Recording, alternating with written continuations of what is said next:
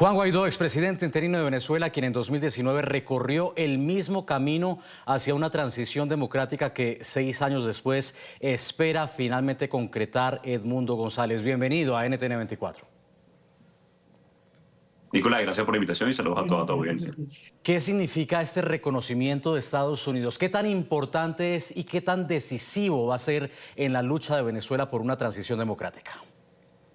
Mira, parte de la verdad, parte del reconocimiento de la soberanía popular expresada por los venezolanos el 28 de julio, tenemos un nuevo presidente electo. Esto configura entonces un entendimiento no solamente diplomático, también de esfuerzo para recuperar la democracia en Venezuela y señalar a Nicolás Maduro como lo que es un dictador, señalar a Nicolás Maduro como lo que es un violador de derechos humanos, vinculado a carteles de droga, vinculado al ELN y la disidencia de la FARC.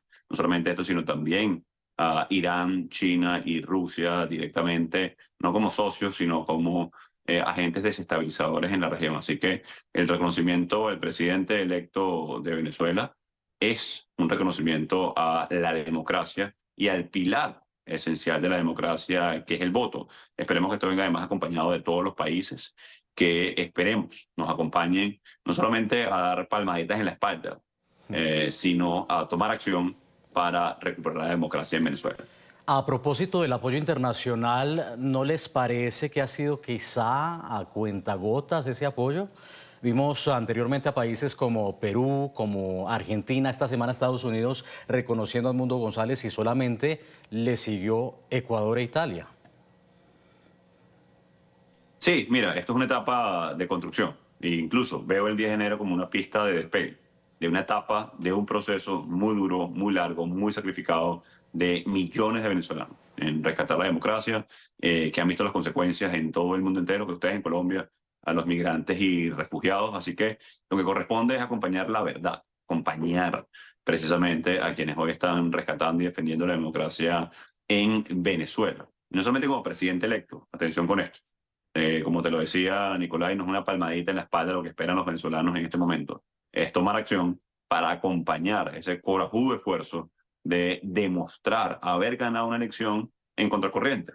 Ya injusta, por cierto, inhabilitado, perseguido judicialmente María Machado, encarcelado todo su entorno, 2.000 presos políticos hoy en Venezuela sencillamente por digitalizar actas, es decir, la demostración de nuestra victoria cuando hoy, meses después, por cierto, actas entre comillas que estaba esperando supuestamente tanto Gustavo Petro como Lula para mediar en la situación, cosas que no han hecho, cosas que en este momento no han hecho y más bien se han aislado a decir que eso es un problema de los venezolanos. No, es un problema continental. La democracia no es un problema de los venezolanos, es un problema de todo el mundo entero en este momento. Burlarse de la soberanía popular es abrir la puerta a la impunidad, como lo hicimos con Ortega en Nicaragua en su momento, cuando detuvo candidatos presidenciales y no pasó nada.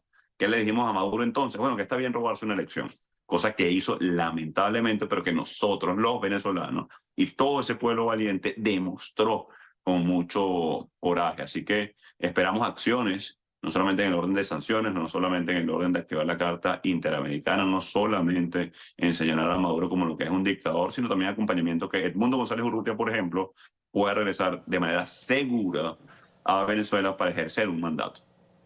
Otros temas que quiero ampliar, discutir con usted. El papel de Colombia, de Brasil, de México, han dado algunos visos de cambiar el discurso, visos más bien tímidos, con un Gustavo Petro diciendo que fueron un error las elecciones en julio, pero este fin de semana insistía el canciller colombiano en que no fueron elecciones libres porque no son libres unas elecciones en donde dijo, y lo ha dicho también Petro, hay sanciones al régimen de Nicolás Maduro.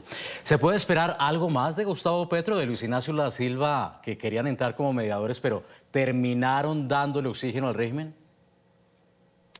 Mira, lo que tenemos que dimensionar es quiénes son en este momento Lula y Petro para Maduro. Son aliados, no son mediadores, no son ni siquiera negociadores, son interlocutores con un dictador, porque son afines ideológicamente, porque en el pasado han tenido una historia conjunta. Es decir, no podemos tener ninguna expectativa positiva para un desenlace gracias a gestiones ni de Lula ni de Petro. Porque, insisto, son aliados ideológicos, ya lo han demostrado. Decía Lula en Brasil que eso es un problema de los venezolanos. Decía recientemente y relativizaba incluso Petro la elección del 28 de julio, que no fue elección, por cierto. fue un acto de civismo enorme de los venezolanos de resistencia democrática en un proceso viciado derrotar en su juego a Nicolás Maduro Moros. Se burlan entonces Lula y Petro en este momento de la democracia. Sería más sincero decir que no van a hacer nada. Sería más sincero para Lula y Petro decir que se sienten cómodos con Maduro en vez de con valentía defender la democracia y la expresión popular de todo un pueblo que es entonces la de Latinoamérica. Tanto que han hablado de la autodeterminación de los pueblos, tanto que han hablado recientemente de lo que significa el empoderamiento de los pueblos para dejarlo de lado, para darle la espalda al pueblo de Venezuela, para burlarse entonces precisamente de esa autodeterminación que ha demostrado Venezuela en ser libre. El cinismo que ha demostrado tanto Lula como Petro es lamentable y los refleja como lo que son. Mira, introdujeron la palabra pueblo en el discurso para aprovecharse de él, no para realmente empoderarlo, no para realmente que sea autodeterminación, tanto que utilizaron esa palabra en el foro de Sao Paulo, ahora denominado Puebla. Así que mira, para nosotros va a depender de Venezuela, pero sí de lo que nos puedan ayudar. Así que si queremos esperar algo de Lula y Petro, que sea que le pasen los mensajes al dictador, que sepan que no va a haber impunidad, que con una configuración latinoamericana correcta y hacer responsable al dictador podemos recuperar la democracia, podemos estabilizar el continente, podemos frenar el flujo migratorio, podemos hacerle frente en conjunto al crimen organizado. Puede haber un proceso de paz entonces en Colombia porque no van a encontrar refugio en Venezuela o peor aún financiamiento por parte de una dictadura como la de Maduro. Así que esto es un proceso que se interconecta. Sin hablar, Nicolás, por ejemplo, de que la balanza comercial entre Venezuela y Colombia llegó a ser de 6.000 millones de dólares. Hoy no llega ni siquiera a 100 millones. Entonces, ese bienestar, ese progreso para nuestras naciones, para Latinoamérica, para Venezuela, obviamente pasa por la democracia y, en definitiva, confianza, seguridad jurídica y personal en Venezuela para realmente ver una integración regional. Edmundo González ha dicho que va a regresar a Venezuela. De hecho, este fin de semana se conoció que planea una gira latinoamericana antes del cambio de mando el 10 de enero. ¿Cómo garantizar un retorno seguro de Edmundo González a Venezuela, como lo plantea usted cuando fue el propio régimen el que lo forzó al exilio y de alguna manera España estuvo allí para recibirlo y que no estuviera amenazado en Venezuela? Mira, lo primero es que me ha dado un Edmundo González hoy buscando no solamente capacidades y reuniendo apoyos en todo el mundo que como un rehén de la dictadura. Yo creo que es lo primero que tenemos que destacar sin duda alguna. Lo segundo es que yo lo hice 2 veces. Puedo hablar con conocimiento de causa. En el 19 y el 20 logramos ingresar, no de manera segura, porque hubo consecuencias.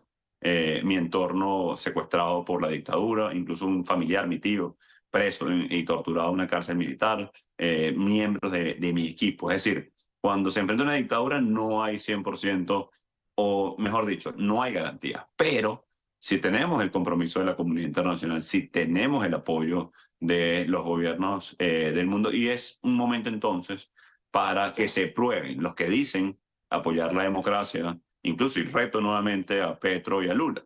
Es decir, ustedes dicen apoyar los pueblos y la autodeterminación. Aquí hay una prueba sencilla.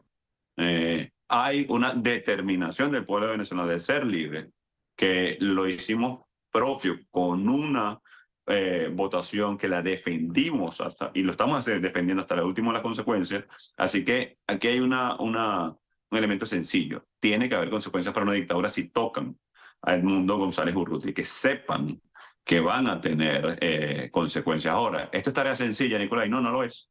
Tampoco podemos dar simplemente palabras al aire. Ahora, con una nueva configuración, insisto, una administración de los Estados Unidos que ha dado mensajes muy claros con Marco Rubio como secretario de Estado, con el advisor o el consejero en materia de seguridad de la Casa Blanca que acaba de designar el presidente Trump, también con el Bolívar Act o la ley Bolívar que acaba de aprobar el Congreso, hay unas señales muy claras de que pueden haber consecuencias para la dictadura.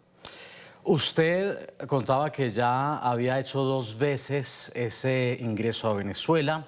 Con conocimiento de causa me habla y por eso lo hemos invitado para discutir qué será ese 10 de enero, porque muchos temen que se repita el escenario de enero de 2019, cuando usted se juramentó en plaza pública. En términos prácticos, Maduro siguió en Miraflores. ¿Qué hacer para que eso no se repita y qué falló entonces para no repetirlo?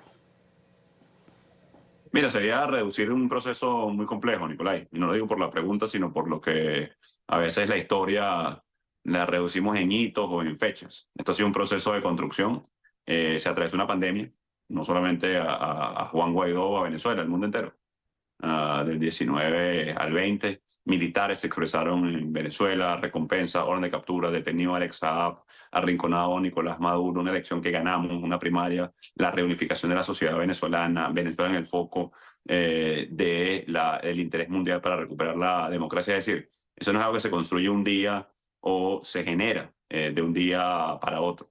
Entonces yo creo que más allá de los errores que se pueden haber cometido, muchos de ellos materiales, en el ejercicio de enfrentar una dictadura que te tortura, que te asesina, que te persigue, que tiene a tu entorno, que censura, que cierra canales de comunicación, que este canal que estamos conversando lamentablemente hace mucho no se puede ver en Venezuela, por lo que es difícil llevar el mensaje incluso a cada rincón de Venezuela. Yo creo que hay que analizar incluso, por ejemplo, la herramienta de presión de la comunidad internacional, la impunidad con la que actúan no solamente Nicolás Maduro, Díaz-Canel, Ortega, Lukashenko en Bielorrusia o algunos otros dictadores del mundo. Creo que hoy sería difícil cuestionar a los venezolanos que han hecho todo y más por recuperar su democracia, votar, protestar, exigir, ejercer la constitución con el gobierno interino, votar y que la dictadura pretenda desconocer la soberanía popular. Así que la lucha por la recuperación de la democracia creo que hoy es cuestión de todos. Y en el caso de los venezolanos, creo que tenemos que reunificar todas estas variables que te mencioné. La presión cívica y ciudadana, a pesar del riesgo. Hay 2.000 detenidos, secuestrados, torturados, niños en las cárceles.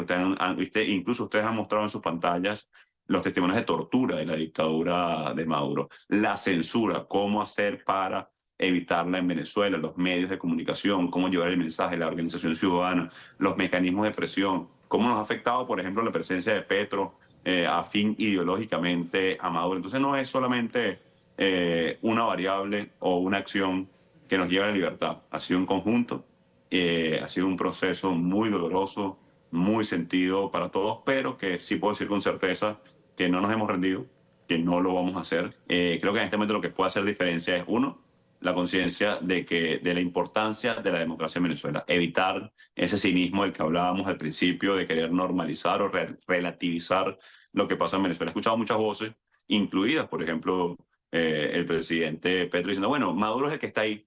No es decir, como acostumbrarse a un violador de derechos humanos o a un delincuente porque es el que está secuestrando circunstancialmente toda una nación. Creo que eso no le hace bien al mundo entero. Es como si ustedes, los que nos están viendo, le dijeran a sus hijos, mira, bueno, luchen por la mitad de sus derechos, porque como hay un bully en el vecindario, bueno, no pueden ustedes ni siquiera pensar diferente o expresarse libremente. Eso no lo vamos a aceptar y vamos a luchar mucho por concretar no solamente lo que iniciamos en 2019, por cierto, con un reconocimiento en ese momento del presidente Trump a la causa venezolana, sino hace muchos años en unificarnos, movilizarnos.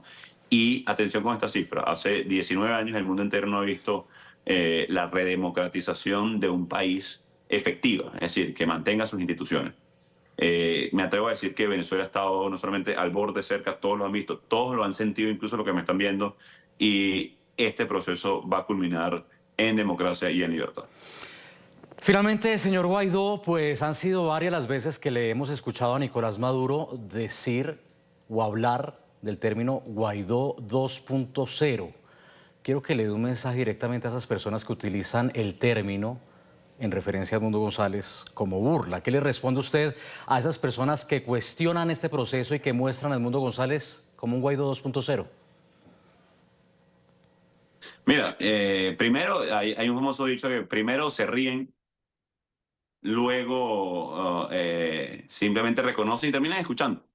Entonces, lo que están haciendo realmente es marcar esto como un hito o un mecanismo, un método de lucha a dictaduras.